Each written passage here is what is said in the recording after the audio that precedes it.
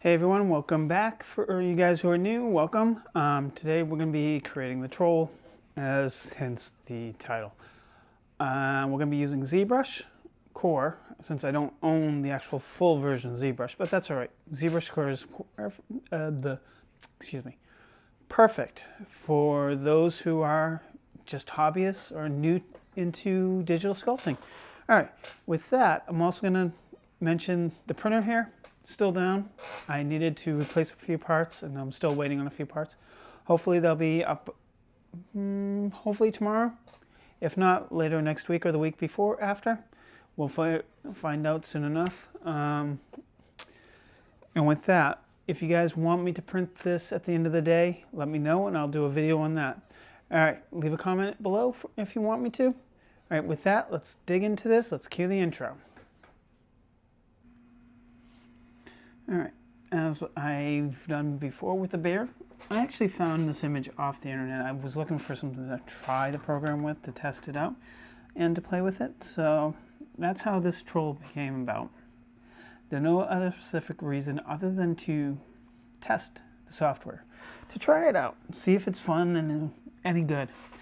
And at this point, it didn't really matter if I liked it or not, because I actually ended up purchasing it either way, because there wasn't a trial version of this.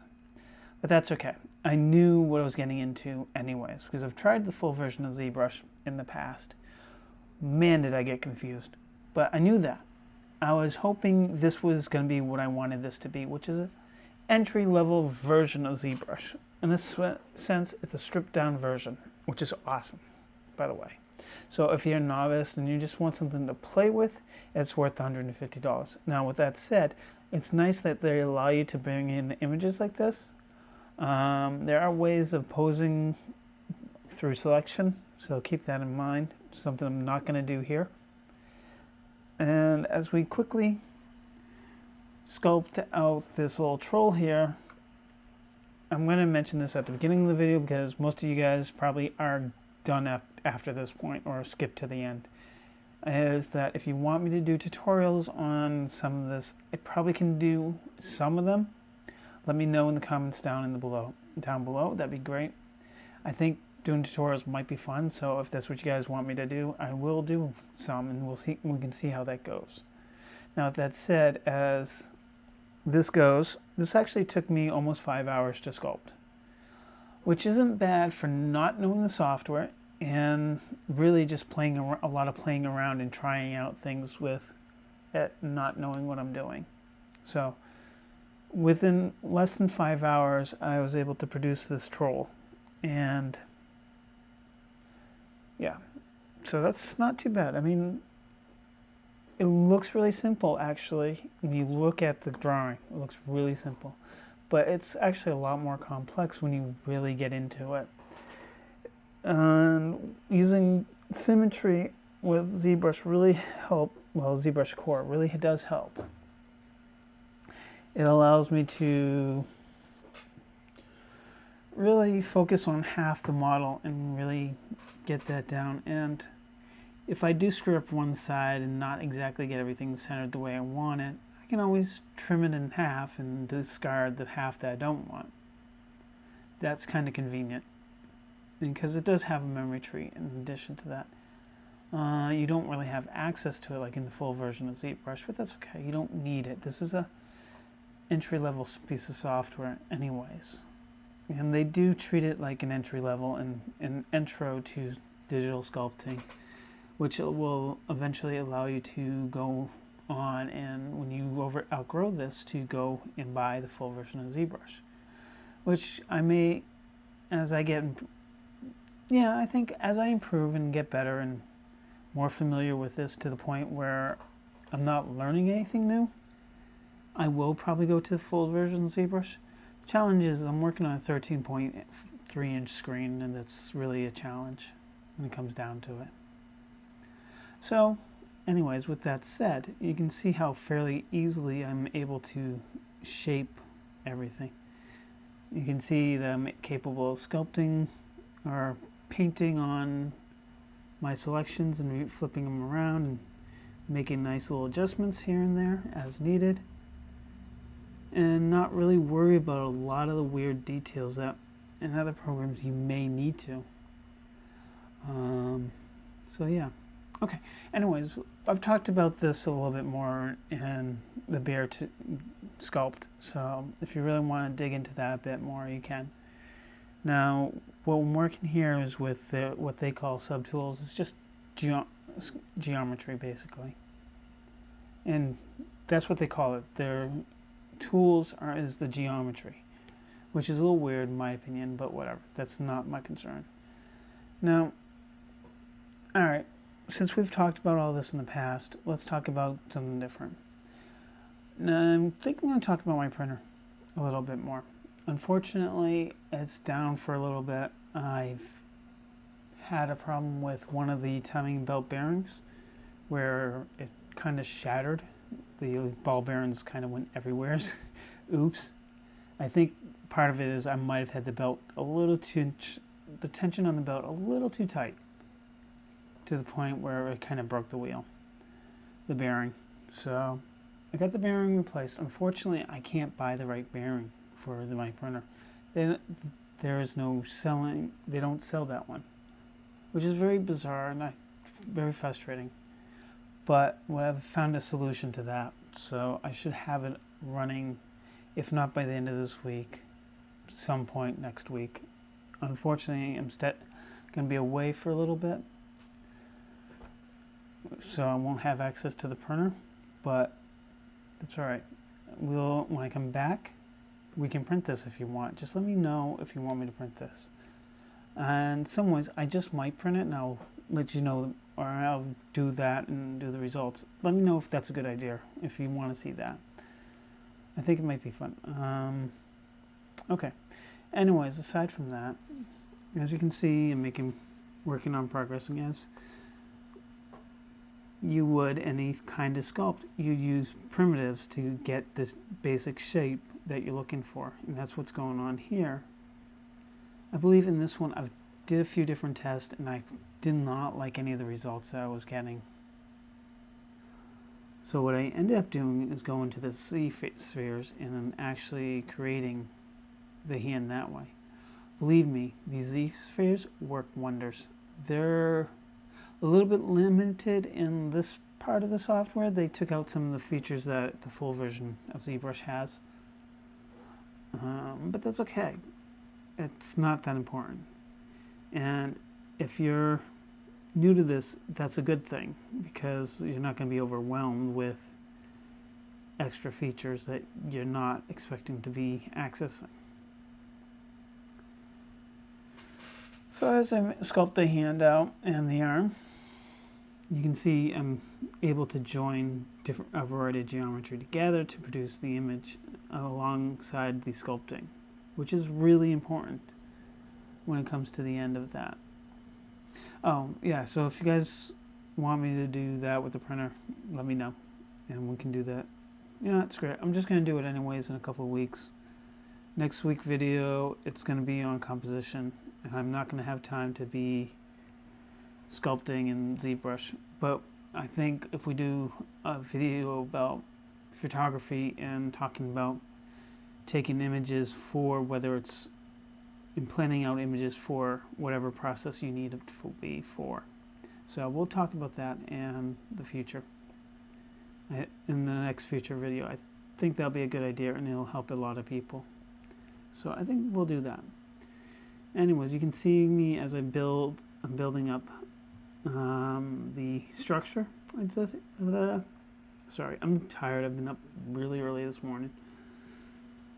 Alright, as you can see me build the sculpture, the geometry up, and you can see that I'm going to make plans on how to get the feet flat at some point, but you gotta I'm working at getting the details I need before I cut off the bottom of the feet. It's going to help define everything ultimately and save a headache later to creating a flat foot for the object to stand on. And as you can see, once I got those done, I am creating a base to be chopping off the bottom so you can stand flat. All right. Hold on. I need something to drink. It's way over there. Not used to talking straight through. You can see the nice thing is they do have polygroups. Not sure how useful they are in this software, but you do have the ability of doing so. Anyways. Nice, I didn't know I got those quite nice. That nice. Anyway, sorry. I was getting distracted. I was looking at the chest area, and I did actually a really good job at that. I never really noticed when I was working on it. So, using one of the multi-brush tools, I'm able to lay out the eyes and put them as a subtool, which is kind of convenient. You'll see me work with subtools all the time. It's a lot easier to work on a small piece and then join it and blend it in after you have that piece ready to go. It's more efficient anyways, I think. And you're better chances of it not screwing up or you not ruining something that you've worked hours on. So yeah, it's kind of cool that you're able to do that. You know, you want to start off simple and work your way towards detail, and that's how this worked out for me. And as you can see, I'm using a torus for the air and bringing out the geometry to match what I needed to match. And there's a couple tricks, like you can do what I'm doing here where I took the torus, rotated them, and adjust them to fit the air. Then what I'll end up doing is blending them together and combining them as one to really get that shape correct. So there are little tricks like this that will help you produce the final result that will really make things nicer for you and a lot easier than trying to fight by pulling geometry, reorganizing that geometry, and repulling it again and over again to get what you're looking for. This is a lot faster and probably a little bit cleaner anyways.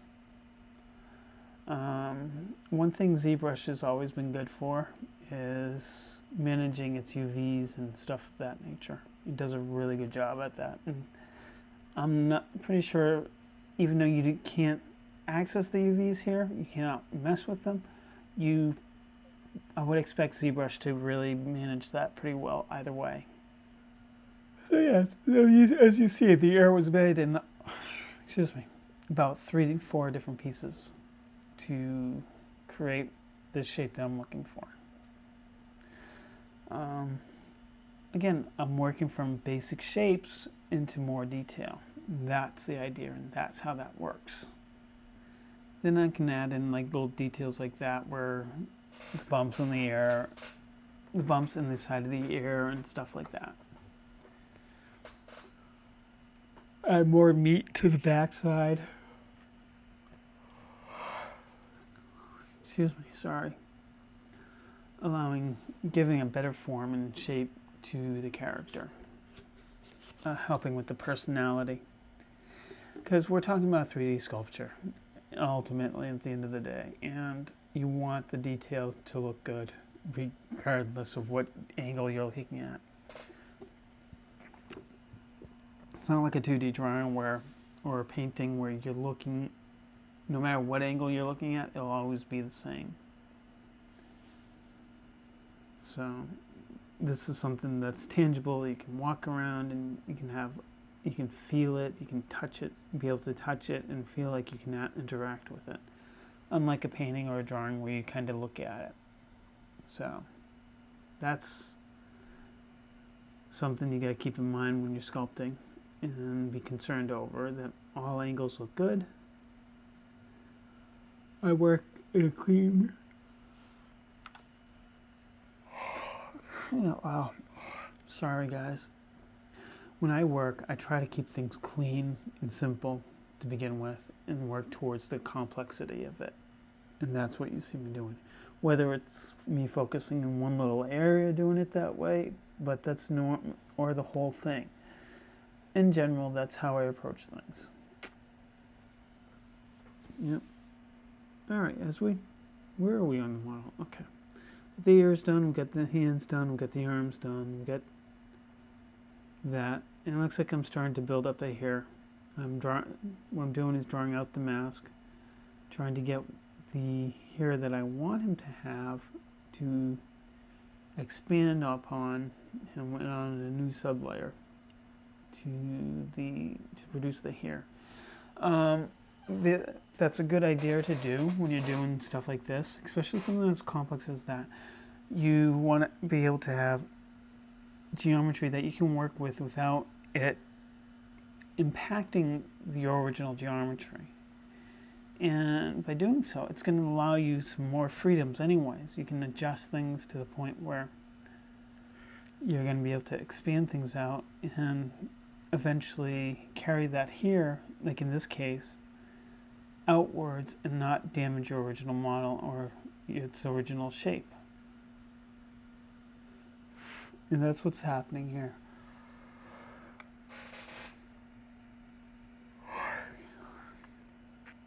I'm building material to work with on top of that. That's what's going on. Yep. I love the fact that I'm able to bring in these drawings, and they're really easy to work with in the software. I don't really have any gripes about that. The only gripes I have are some of the glitches that are kind of weird when they occur. They don't occur all the time, but they do occur once in a while. Sorry. Where am I? Oh yeah, I'm still working on the hair. Gotta love the Jimmy Neutron look. Don't worry, I'm going to fix that so it doesn't look so Jimmy Neutron-like. And yeah, we're slowly building up. It almost looks like an ice cream cone. Like, you know, like the soft serve kind? Kind of almost looks like that. You know, some of this problems I'm having here is that I've made the geometry too thin, so when I influence one side, it's influencing the other side at the same time, which is not a good thing.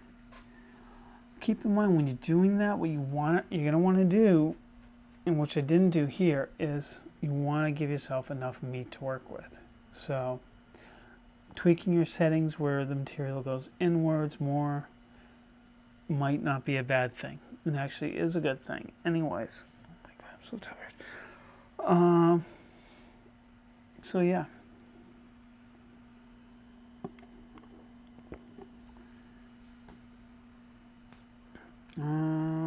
Anyways, I don't have much more to say about that. How long has this video been going on for? Just about 10 minutes. Let's talk about something else now, since really there's not much more to say here. What I'm doing here to fix the problem is I'm adding geometry and using like spheres and stuff like that, just so if you're wondering, that's what's going on. I think that let's talk about something else. I think in today's world, art is a challenge for doing traditional stuff. A lot of people have gone completely digital. I'm not saying that's a bad thing, either or, whether it's traditional or digital. I don't think that's a major issue. But I think people need to keep in mind they both have a place in this world, and they're both relevant. So yeah. I don't know what else to talk about. I was expecting it to talk. Oh, kind of loud. Excuse me. I'm so sorry, guys. Well, let's talk about some of the features that we have. The neat thing is that, as you can see, I can see the geometry and I can see the different son of a biscuit. I can see the different groups, selection groups, I believe is what they call them. I can't remember off the top of my head. I'm a little bit on the tired side. All right. Aside from all that, the nice thing is that they allow me to use that multi-tool or to add or subtract geometry, they have plenty of brushes that you can work with without being overwhelmed. I think the maximum brushes you can have is 30.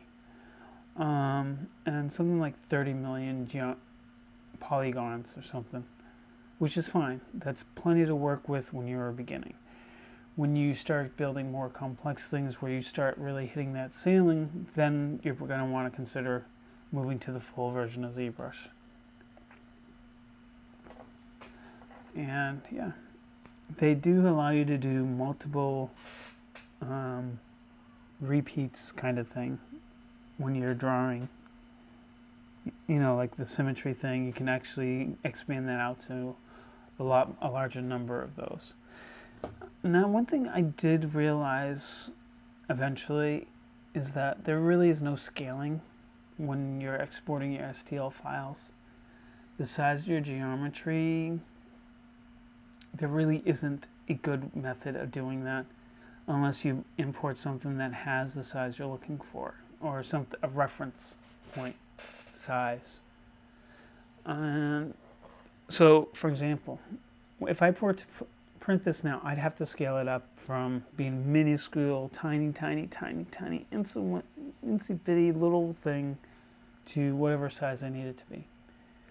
Now, with that said, if I import an object that's set to a certain size, it will maintain that certain size object throughout the sculpt and throughout the export, long as obviously you don't scale it or mess with that scale. Which is, I find, very beneficial. If you went back and you watched my keychain where the boots and the guitar, you will see that's something I did, is I created something for reference and was able to create a certain scale. I'm sure there's a way of using the gizmos to create some form of scale and get it relatively close to what you're looking for. But I haven't figured that out yet. If I do, I'll let you guys know the trick behind it. Now you're seeing where some of the subtools really make things a little easier to work with, where I'm working on his eyes, but they're separate from the rest of the geometry, which makes things a little easier to work with and a little bit less of a challenge to dealing with oddities, I'd say.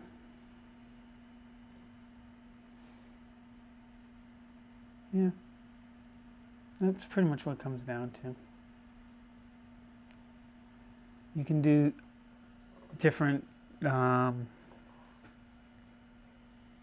materials, I guess you'd call it. It's material looks, but there's no rendering, so that really doesn't have any impact on anything. But it helps you with determining what is right, what is wrong. Does that look right? Does that look wrong? With shining materials, you can see imperfections one way. With matte materials, you can see other imperfections that you wouldn't see with the shiny and stuff like that. I think it's neat that they've added a room lighting that really kind of helps define the image that you're looking at when you're sculpting. It gives you an idea of that.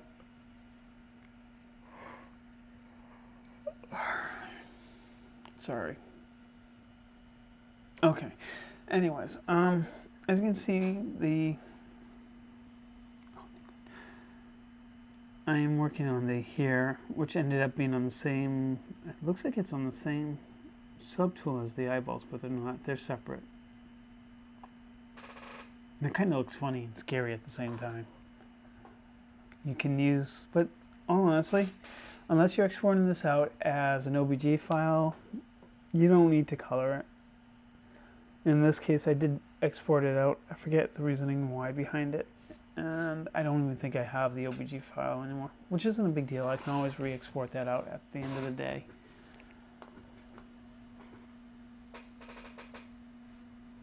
And yeah, so I'm adding some shadowing to this, just kind of reinforce some of the stuff that I probably wouldn't otherwise. Sorry, I spaced out for a second again. I think I did that with my last video too. Crap, that's not good. I think it has a lot to do with my current job.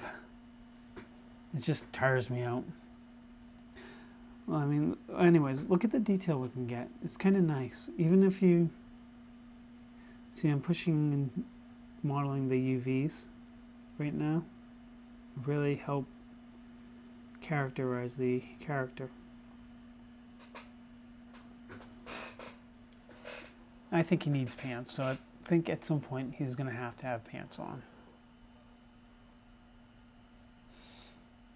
Don't worry, I do. That's what I'm working on now. As you can see, I'm selecting the area that I'm going to want to have his pants. I think I have to end up doing this a few times to try to get the right style or the right shape that I'm looking for. Oh, I'm sorry. I did it again, didn't I? Shit. Oh, again, sorry. I didn't mean to swear. So you see I'm creating pants now for the guy. Excuse me for like fading out on you guys. Again, I was up early. And yeah, anyways. Where are we? So I decided to make a pair of jeans for him in as if they were rolled up a little bit. You can see how nicely you can get these nice curt folds into the material and stuff. I'm again working on a subtool of the original tool to produce this. In reality, this is the way you want to work. Slowly building up, working on different layers of your clays to complete what you're looking for. And as you can see from the extruding process, I did not leave enough meat and then ended up having a few holes. As I try to bridge that gap, there really isn't the tools to fix this stuff. You can cheat, as you can see here. That's what I did. And yeah, it just looks pretty good at the end of the day. I like it. Again, it's a lot of rebuilding your geometry to get this right. You sculpt something, you fix something, then you rebuild your geometry to make sure that lines up properly and you're not fighting it. So every time you rebuild your geometry, it resets the quads, which is convenient.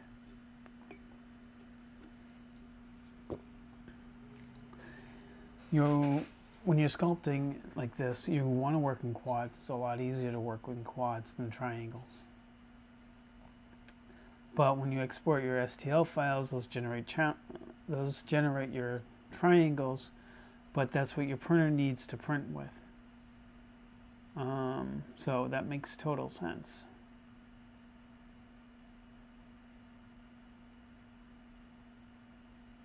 Yep. So getting a couple back pockets, and you can see how I'm sculpting in a raised pocket and stuff like that. I'm just using a standard brush, nothing too fancy to get that done.